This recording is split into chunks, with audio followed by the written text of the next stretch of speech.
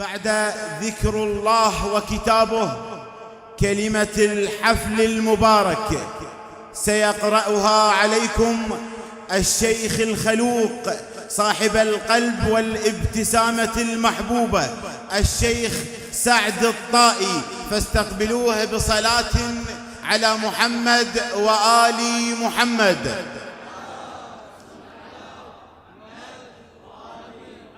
بسم الله الرحمن الرحيم.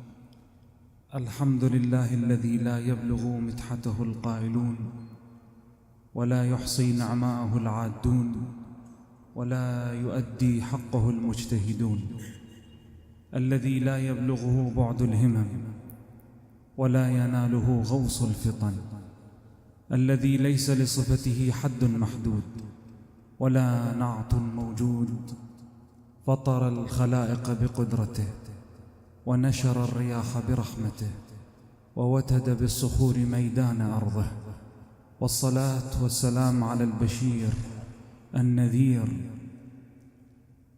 أبي الزهراء محمد صلى الله عليه وآله،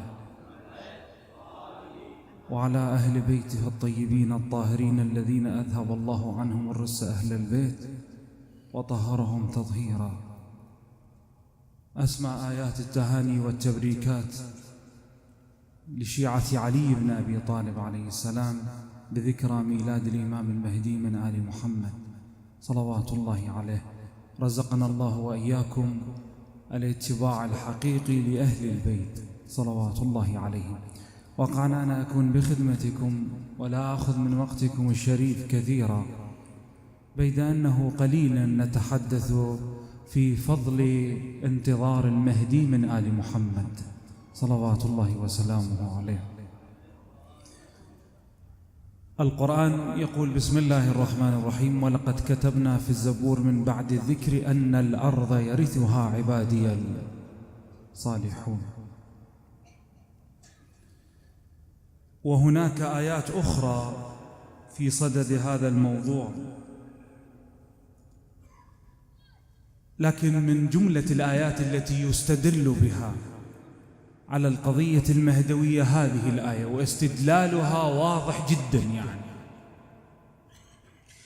فيها مجموعة من النقاط أمر عليها مرور سريع يعني، وأذكر لكم كم رواية في الانتظار الحقيقي للإمام صلوات الله وسلامه عليه. النقطة الأولى أن هناك قضاء إلهي، بس خلوا بالك يمي، اقتضت الإرادة الإلهية والمشيئة الربانية المبرمة في الكتب السماوية أن الأرض الوراثة للصالحين، وراثة الأرض للصالحين، وهذا لا رد فيه ولا شبهة فيه. يعني نهاية المطاف أن الأرض يرثها الصالحون، أي النقطة الأولى اللي أكدت عليها الآية.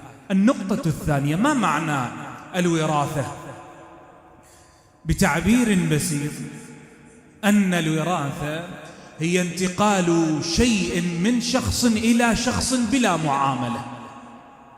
يجي واحد يرث أباه، وما هو داق كرك باللي خذا من والده، ما عنده شيء يعني، لكنه هذا استحقاق. ثم أورثنا الكتاب الذين شنو اصطفينا شنو من عبادنا واجعلني من ورثة جنة النعيم إن الأرض لله يورثها شنو من يشاء. إذن الوراثة بتعبير بسيط هي الانتقال من شخص إلى شخص آخر بلا معاملة، وهذا الشيء واضح يعني. النقطة الثالثة في هذا المجال أنه في نهاية مطاف الأرض لا يمكن ولا يوجد أحد صالح لقيادة الأرض إلا من هو شنو صالح. النقطة الرابعة: ولقد كتبنا في الزبور من بعد الذكر أن الأرض يرثها عبادي شنو. حتى الإنسان يكون وريث للأرض لابد من صفتين: لا بد من هاتين الصفتين. الصفة الأولى لابد أن يكون شنو؟ عابد. إذن صفة العبودية، واعبد ربك حتى يأتيك اليقين. بتعبير آخر، حتى إحنا نكون من أهل الأرض، من الذين يرثون الأرض، فلا بد مقتضى الاقتداء. خلوا بالكم عند هذه النقطة، مقتضى الاقتداء، مقتضى الاقتداء بمحمد وآله الأوصياء وإن شاء الله بلكي الله يوفقنا لهالنقطة. مقتضى الاقتداء أن لا يفعل المكلف شيئا يعكر صفو العلاقة بينه وبين محمد وآل محمد صلى الله على محمد وآله الطيبين الطاهرين. هذا مقتضى الاقتداء هالشكل يعني. طيب، إذن الصفة الأولى العبودية، وهذا إن دل على شيء فإنه يدل على أن المهدي هو سيد العابدين طبعا في زمانه. هاي النقطة الأولى. ولا كيف يكون الإمام هو الوريث للأرض؟ إذن هو سيد العابدين. هاي نقطة أولى، هاي واحدة. اثنين، النقطة الثانية اللي أشارت بالاستدلال عليه الآية: ولقد كتبنا في الزبور من بعد الذكر أن الأرض يرثها عبادي شنو؟ الصالحون. إذن اللازم الآخر أن يكون الإنسان شنو؟ صالح. إذن سيد الصالحين هو المهدي من آل محمد صلى الله على محمد وآله الطيبين الطاهرين. شوف أذكر لكم كم رواية باختصار وأختم يعني. عن أبي جعفر عليه السلام أي الباقر. خلوا بالكم عند هذه الرواية يقول عليه السلام: العارف منكم هذا الأمر، يعني أمر الانتظار وغيبة الإمام. العارف منكم هذا الأمر المنتظر له. حتى تسمعون هاي الرواية شوية وصلوا على محمد وآله الطاهرين. العارف منكم هذا الأمر، هذا شرط أول. المنتظر له شرط ثاني. المحتسب فيه الخير، ذات الانتظار تحتسب فيه الخير. شنو ثوابه؟ كمن جاهد والله مع قائم آل محمد بسيفه. اكتفينا؟ لا، مش الإمام. ثم قال: بل والله كمن جاهد مع رسول الله بسيفه صلى الله عليه وآله وسلم. اكتفينا؟ قال لا. ثم قال: بل والله كمن استشهد مع رسول الله صلى الله عليه وآله وسلم. مجرد الانتظار لمهدي آل محمد صلى الله على محمد وآله الطيبين الطاهرين. طيب، عن النبي صلى الله عليه وآله: طوبى لمن أدرك قائم أهل بيتي. طوبى مكان يعني. طوبى، اسمعوا أيها الأحبة، اسمعوا هالرواية هاي. طوبى دعاء طبعا يتضمن الدعاء. طوبى لمن أدرك قائم أهل بيتي وهو يأتم به في غيبته. مرات واحد يدرك بس ماكو ائتمام، مرات واحد يدرك بس اكو ائتمام يعني حقيقي يعني. في غيبته قبل قيامه شنو الله ينطيه؟ ويتولى أولياءه ويعادي أعداءه. شرطنا أساسي. شنو الله ينطيك أيها المؤمن؟ شنو الله يمن عليك؟ قال النبي يقول صلى الله عليه وآله: ذلك من رفقائي وحده وذوي مودتي اثنين ثلاثة وأكرم أمتي علي يوم القيامة. هذا مجرد الانتظار لمهدي آل محمد صلى الله على محمد وآله الطيبين الطاهرين.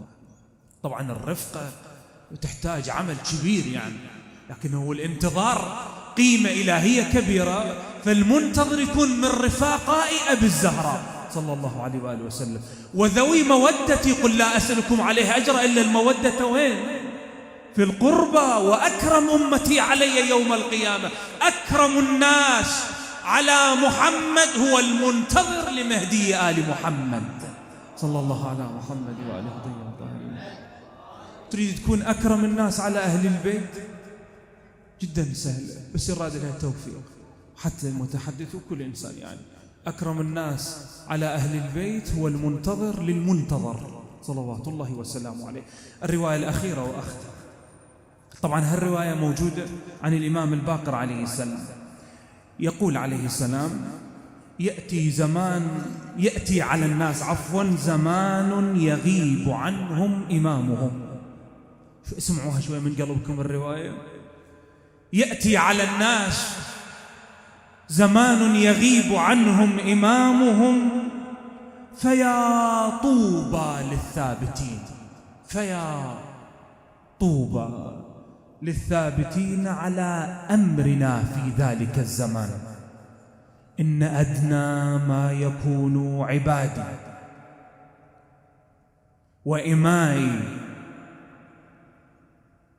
إن أدنى ما يكون لهم، ذول الثابتين على الولاية والانتظار، إن أدنى ما يكون لهم من الثواب. شنو أدنى الثواب؟ أدنى الثواب تصورون يعني أدنى ثواب المنتظرين، أدنى ثواب يحصل عليه الإنسان إذا كان من المنتظرين والثابتين على موالاة محمد وآله صلى الله على محمد وآله.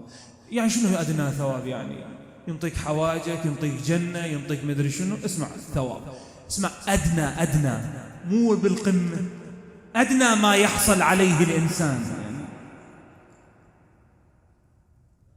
من الثواب أن يناديهم الباري جل جلاله. الله يناديهم فيقول: عبادي وإمائي أمنتم بسري وصدقتم بغيبتي فابشروا بحسن الثواب. مضمون الله يناديهم فابشروا بحسن الثواب مني فأنتم عبادي وإمائي حقا، منكم أتقبل. إنما يتقبل الله من المتقين. منكم أتقبل وعنكم أعفو ولكم أغفر وبكم أسقي عباد الغيث. كلش حلوة يعني. منكم أتقبل وعنكم أعفو ولكم أغفر وبكم أسقي عباد الغيث وأدفع عنهم البلاء ولولاكم لأنزلت بهم عذابي.